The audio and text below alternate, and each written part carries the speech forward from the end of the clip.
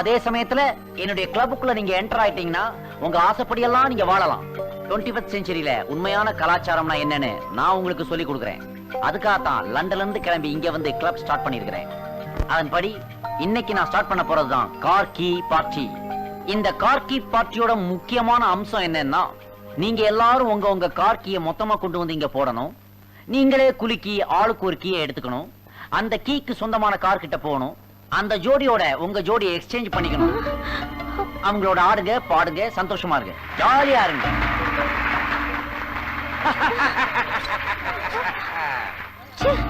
See lots of keys, huh?